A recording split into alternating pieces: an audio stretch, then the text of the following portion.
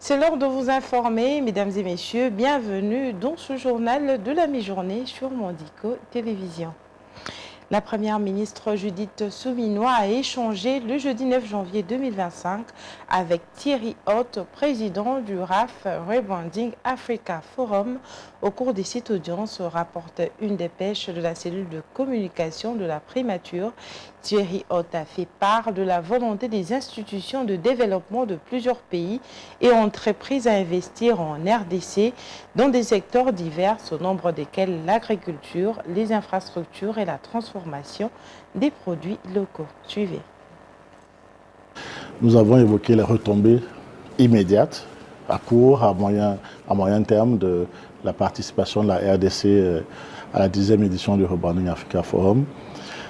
De nombreuses institutions financières de développement du continent sont intéressées à accompagner la République démocratique du Congo. Je suis venu en parler avec la Première ministre. De nombreuses entreprises sont intéressées à venir investir en République démocratique du Congo. Je suis venu également en discuter avec la Première ministre. Elle appréciera et je rendrai compte aussi à toutes ces institutions, à toutes ces entreprises qui ont contacté notre organisation pour voir comment mettre en œuvre toutes ces déclarations de bonnes intentions. Pour l'instant, je ne voudrais pas m'avancer parce que nous sommes liés à ces institutions et à ces entreprises par des accords de confidentialité. Quand les accords seront signés, vous le saurez, le grand public, la presse le saura, mais les discussions vont, de mon point de vue, dans la bonne direction. Alors, l'objectif du rebranding, comme vous l'avez entendu ou comme vous le savez, au départ, il s'agit d'écrire un nouveau narratif plus lucide, plus juste sur l'Afrique. Le rebranding, comme son nom l'indique, c'est le repositionnement de l'image de l'Afrique. Et chemin faisant, nous avons estimé qu'il fallait réunir, connecter les Africains de la diaspora, les Africains du continent avec des partenaires internationaux, avec des bailleurs de fonds, avec des institutions multilatérales pour créer des opportunités d'investissement sur le continent pour bâtir une Afrique, j'allais dire, robuste et prospère. La 11e édition aura lieu du 9 au 12 octobre 2025 à Bruxelles. Et une fois de plus encore, la République démocratique du Congo est invitée à venir justement mettre en avant les éléments de son soft power. Et en ce qui concerne la guerre dans la partie est de la RDC, un rapport du groupe d'experts des Nations Unies, publié le mercredi, révèle l'implication directe de forces de défense rwandaises, RDF en sigle, dans des opérations militaires du 1-23 et leur rôle clé dans le soutien stratégique et logistique de l'Alliance Fleuve Congo AFC, dirigée par Corneille Nangaa. Selon le document, chaque unité du 1-23 est supervisée et soutenue sur le terrain, voulais-je dire, par les forces spéciales de la RDF qui assurent une coordination étroite des opérations. Regardez. Le rapport estime entre 3 000 et 4 000 le nombre de soldats rwandais déployés dans les territoires congolais des Nyiragongo, Rutshuru et Masisi. En octobre 2024, ces forces ont également appuyé l'avancée du 1-23 dans les territoires du Walikale. Sans l'assistance de la RDF, incluant des opérations ciblées et l'utilisation d'armes de haute technologie, la conquête de nouveaux territoires par le 1-23 n'aurait pas été possible, soulignent les experts onusiens. Les commandements militaires global du 1-23 restent sous l'autorité des Sultani Makenga qui continuent de recevoir des ordres et un soutien logistique de RDF et des services de renseignement rwandais. Bien que l'AFC et le 1-23 soient des entités distinctes, elles opèrent en coordination étroite, nécessitant l'approbation de Makenga pour chaque opération. Dans certaines zones, les unités du 1-23 bénéficient directement du soutien des forces spéciales rwandaises, un partenariat qui a permis des avancées militaires significatives et le renforcement des capacités opérationnelles du groupe. Les experts relèvent également des campagnes intensives de recrutement menées par la coalition AFC 1-23 dans les territoires récemment conquis, notamment dans les provinces de l'Ituri, du Nord Kivu et du Sud Kivu. Ces activités incluent de réunions destinées à promouvoir leur coalition, recruter de nouveaux membres et établir des administrations parallèles pour consolider leur contrôle sur les zones occupées. Les négociations entre Kinshasa et Kigali sur le désengagement des troupes rwandaises se sont enlisées notamment en raison des exigences du Rwanda qui conditionnent son retrait à des actions ciblées contre les forces démocratiques de libération du Rwanda. La RDC a rejeté ces conditions et refusé de signer un plan de neutralisation proposé en 2024 par le service des renseignements de deux pays. Ces révélations sur la chaîne de commandement reliant la RDF au M23 exacerbent les tensions régionales et compliquent les efforts de stabilisation dans l'est de la République démocratique du Congo, aggravant une situation déjà précaire sur terrain. Changeons de chapitre à présent pour parler des professionnels des médias réunis dans la section provinciale de l'Union nationale de la presse du Congo, UNPC, basée à Lubumbashi, chef-lieu de la province du Haut-Katanga au sud-est de la République démocratique du Congo, qui rejette la récupération politique de l'assassinat du journaliste Patrick Adonis Numbi. En attendant les résultats des enquêtes pour mettre à nu les auteurs de cet acte ignoble, ils promettent d'offrir des obsèques dignes à leurs confrères brutalement tués dans la nuit du 8 janvier. Écoutons les propos de Junior Ndala, président ad intérim de l'UNPC Katanga. L'Union nationale de la presse du Congo, section du Katanga, refuse la politisation du deuil de notre confrère, notre estimé confrère, Patrick Adonis Numbi, que le ministre, par exemple, de la Justice, qui a instruit le procureur général à enquêter, nous espérons que ces enquêtes vont aboutir à un résultat escompté et que les assassins seront connus. Le journaliste et professionnel de médias ont décidé, comme nous avons dit hier, d'enterrer dignement notre estimé confrère Patrick Adonis Numbi. Que nous sommes en deuil, notre confrère a été assassiné et nous attendons qu'on nous présente ses assassins.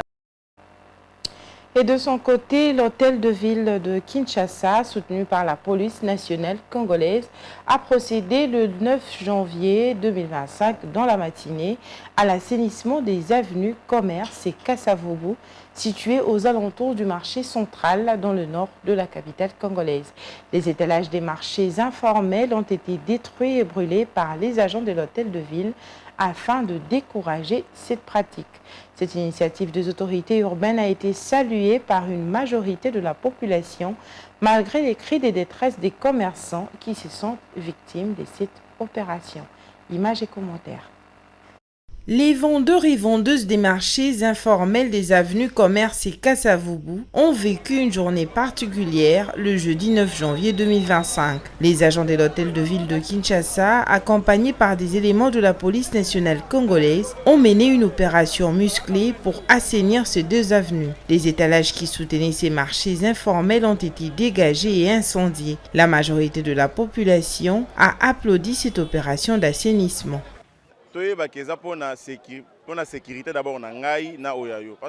Nous devons comprendre que c'est pour notre bien à tous. L'insalubrité est à l'origine de la propagation de plusieurs microbes. Si nous procédons à l'assainissement de la ville, c'est pour promouvoir l'hygiène. Imaginez qu'avant, il y avait un restaurant de fortune juste sur un collecteur et la mauvaise odeur qui sont dégagées s'est mêlée à nos plats. Il faut encourager cette opération pour améliorer notre environnement. Cependant, pour Esther Boulungu, vendeuse, l'autorité urbaine devrait envisager des solutions alternatives avant de les déguerpir de lieux où ils exercent. Quand on a détruit nos pavillons et même le marché, on nous a poussé à chercher refuge ici sur Kasavubu pour vendre. Et maintenant, on nous poursuit encore pour quitter. Nous ne sommes pas contre la réhabilitation de la route, mais nous souhaitons que l'hôtel de ville nous trouve un endroit où nous pourrons continuer nos petites activités. J'ai 6 enfants et je ne sais pas comment je vais les prendre en charge si cela continue. Que vais-je faire? Dois-je les abandonner dans la rue? Julia Mambo, une autre vendeuse, se retrouve perdue face à cette situation, se plaignant et se posant 1000 questions. Nous n'avons pas d'autre activité si ce n'est cette débrouillardise. Ce marché est notre seule source de revenus. Vous nous chassez d'ici, mais que prévoyez-vous pour nous? Où allons-nous nous réfugier? Comment allons-nous nourrir nos enfants? Grâce à nos petits commerces, nous faisons étudier nos enfants. Trouvez-nous un endroit, car si nous sommes ici, c'est pour subvenir aux besoins de nos familles. Pour redorer le blason terni de la capitale congolaise, l'autorité urbaine a lancé plusieurs travaux de réhabilitation des plusieurs avenues du centre-ville de Kinshasa. Une opération qui passe par la casse des constructions anarchiques et les différents marchés pirates qui pullulent dans la ville. Et terminons avec cette actualité du Moyen-Orient, précisément au Liban.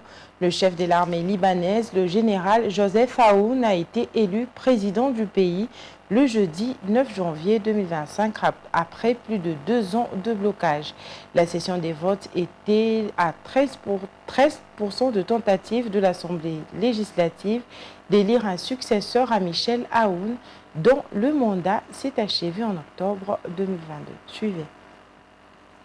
Le vote a eu lieu quelques semaines après qu'un accord de cessez-le-feu a mis fin à un conflit de 14 mois entre Israël et le groupe militant libanais Hezbollah, au moment où les dirigeants libanais recherchent une aide internationale pour la reconstruction du pays. Joseph Aoun, qui n'a aucun lien de parenté avec l'ancien président, était largement considéré comme le candidat préféré des États-Unis et de l'Arabie saoudite. Le Hezbollah avait auparavant soutenu un autre candidat, Souleymane Frangui, le chef d'un parti chrétien du nord du Liban, qui a entretenu des relations étroites avec l'ancien président syrien Bachar al-Assad. Cependant, le mercredi, Frangui a annoncé qu'il s'est retiré de la course et qu'il soutenait Aoun, ouvrant ainsi la voie au chef de l'armée. Lors du premier tour du scrutin, le général Aoun a obtenu 71 voix sur 128, mais n'a pas atteint la majorité de 2 tiers nécessaires pour l'emporter haut la main. Parmi les autres, 37 législateurs ont voté blanc et 14 ont voté pour la souveraineté et la Constitution. Au second tour, il a obtenu 99 voix sur 128 députés, mettant ainsi fin à un blocage de plus de 2 ans le jeudi 9 janvier 2025. En vertu du système confessionnel de partage du pouvoir en vigueur au Liban, la présidence du pays est réservée à un chrétien maronite. À noter que le Liban était doté autrefois d'un système présidentiel, mais les pouvoirs du chef de l'État ont été largement diminués à l'issue de la guerre civile de 1975 à 1990 au profit du Conseil des ministres présidé par un musulman sunnite. Voilà, c'est avec cette actualité du Moyen-Orient que prend fin ce journal de la mi-journée. Retrouvez la grande édition à 19h avec Enoch Kalonji. D'ici là, bonne suite de programmes sur nos antennes.